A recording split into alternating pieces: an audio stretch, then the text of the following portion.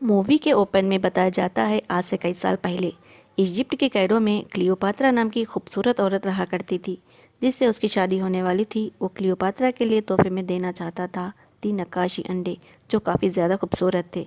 जैसा वक्त बीतता चला गया वो बस इतिहास बनते रह गया। करीब 2000 साल के बाद किसान की खुदाई में 2 नक्काशी अंडे मिलते हैं। बाकी का पता नहीं चलता। यहाँ हमें किसी को बताया जाता है जो नक्काशी कर रहा हो। एक बात फैल चुकी थी। इजिप्ट के एक बिलियनियर ने अपनी बेटी की शादी में वो नक्काशी अंडों को देना चाहता है।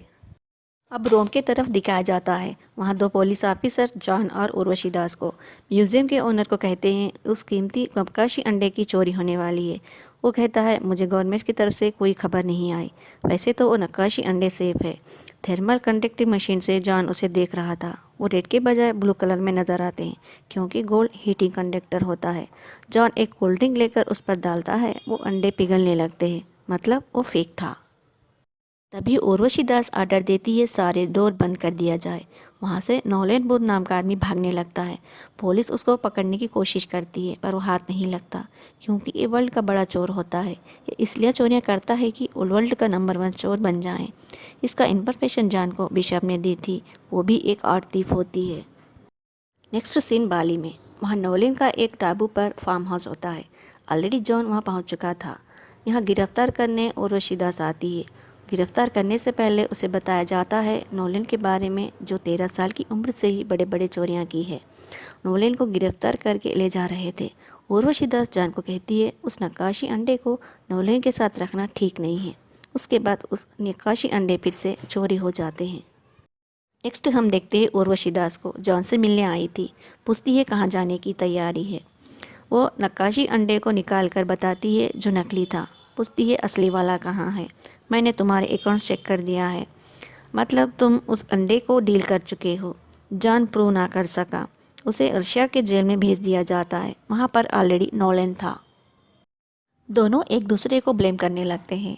नोलेन जॉन को मार्केट से आई हुई बात बताता है जो इजिप्शियन के बिलियनर की बेटी की शादी और 2000 साल पुरानी क्लियोपात्रा की बात। इत्तेफाक की बात यह है कि बिलियनर बेटी का नाम भी क्लियोपात्रा है। जॉन पूछता है दूसरा नक्काशी अंडा कहाँ है वरना वो शातिर चोर हमें यहाँ फंसाकर चोरी ना करे। नोलिन बताता है वेलेंसिया के डीलर के पास है। उसका नाम सोटोवाचे। वो बहुत खतरनाक है और वहाँ नक्काशी अंडा सेफ है। इसके बाद इन दोनों को कमिश्नर के पास ले जाया जाता है जो एक लड़की थी बिशप। इसी ने जॉन को इन्फॉर्मेशन दिया था कि चोरी होने वाली है। ये डबल क्लास करती है पुलिस वैन से ही अंडा चुराया इसी ने ही था। दूसरे अंडा चुराने के लिए उसे इन दोनों की ज़रूरत है। जॉन मना करता है क्योंकि बिशप की वजह से ही वो आज इस वक्त जेल में बैठा है। ये दोनों प्लान बना रहे थे कि बिशप से पहले ये दोनों नक्काशी अंडे तक पहुंचे।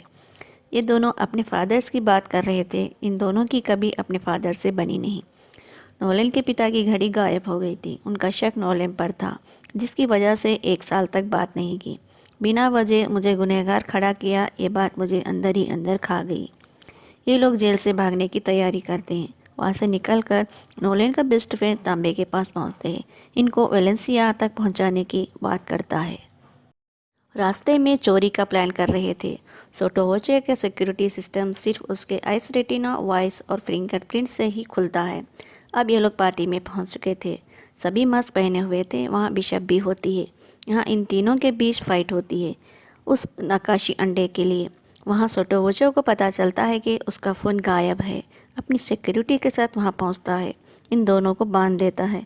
बिशप उसी के साथ डबल गेम खेलती है। सोटोवोचे को कहती है मेरे पास एक नक्काशी अंडा है। अगर तुम चाहे तो तुम्हें दे सकती हूँ। तुम्हारी कलेक्शन में 2 हो जाएंगे। अब तीसरे अंडे का पता हमें नोलेन देगा। सोटोवेचे उनको करंट के झटके देता है।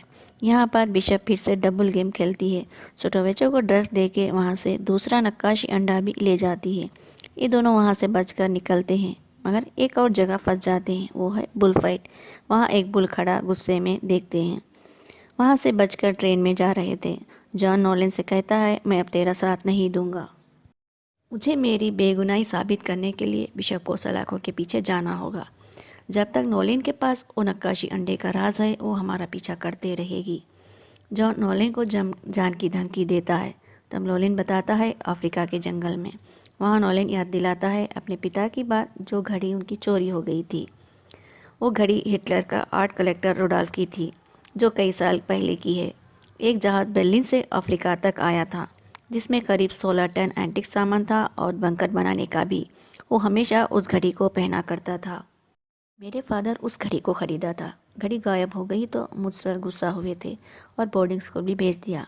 जब मैं वापस आया, पहले उस घड़ी को तोड़ दिया था। बाद में पता चला कि उस घड़ी में हिटलर का आर्ट कलेक्शन था।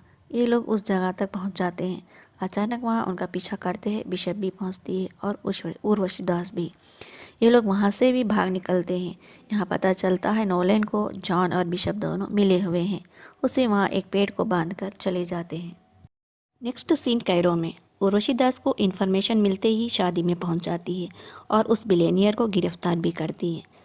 दूसरी तरफ जॉन और बिशप एंजॉय कर रहे थे। नोलन पहुंचता है। ये बात बताता है कि जब ये लोग उसे बांध कर गए थे, तभी वहाँ उर्वशी दास भी आई थी और कहता है, मेरे पास चोरी का काम है, क्या तुम मेरी मदद कर सकते हो।